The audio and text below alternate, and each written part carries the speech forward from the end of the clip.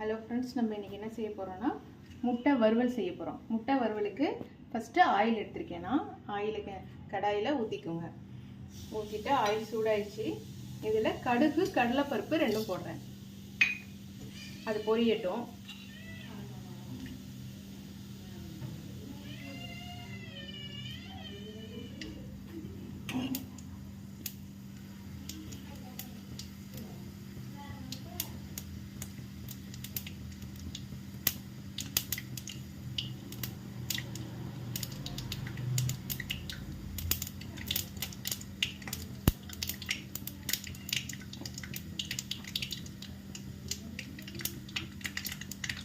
கடுகு நல்லா பொரிஞ்சிருச்சு. இப்போது கடலைப்பருப்பும் செவந்துருச்சு. இப்போ ஆனியன் போட்டுக்கிறோம்.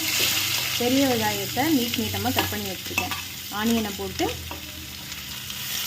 நல்லா வதக்கிக்கணும். கோல்டன் ப்ரௌன் கலர் வர அளவுக்கு நம்ம வதக்கிக்கலாம். அப்படியே கொஞ்சம் கருவேப்பிலையும் போட்டுக்கோங்க.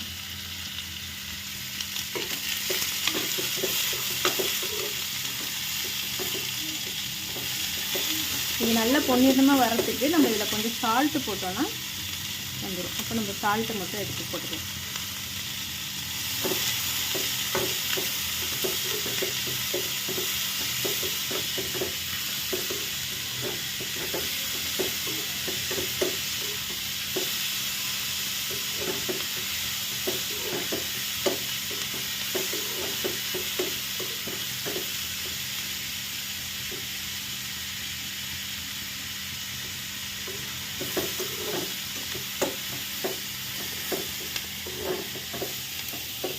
இந்த முட்டை வறுவலுக்கு நம்ம எக்கு நல்லா பாயில் பண்ணி தோல் ஊற்றி கட் பண்ணி வச்சுப்போம். இந்த மாதிரி ஸ்கொயர் ஷேப்பில் கட் பண்ணி வச்சுருப்போம். இந்த ஆனியன் நல்லா வதங்கினோடனே நம்ம இந்த முட்டையை ஆட் பண்ணணும். அந்த ஃபியூ மினிட்ஸ் வதங்கிருச்சு.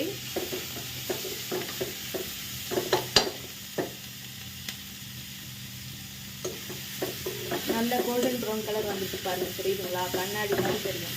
இந்த மாதிரி வர ஸ்டேஜில் நம்ம இந்த முட்டையை இதில் போட்டுக்கலாம். முட்டையை ஆட் பண்ணிட்டு 2 கிளறி வச்சுருக்கோம்.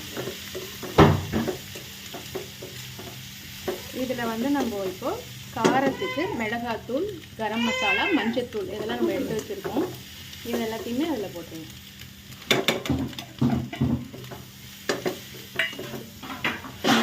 உப்பு நம்ம கொஞ்சம் தான் போட்டிருக்கோம், வெங்காயம் வதங்கிறதுக்கு மட்டும். இப்போ லைட்டாக உப்பு மட்டும் ஆட் பண்ணிட்டேன். முட்டைக்கு தேவையான உப்பு மட்டும் ஆட் பண்ணிட்டேன்.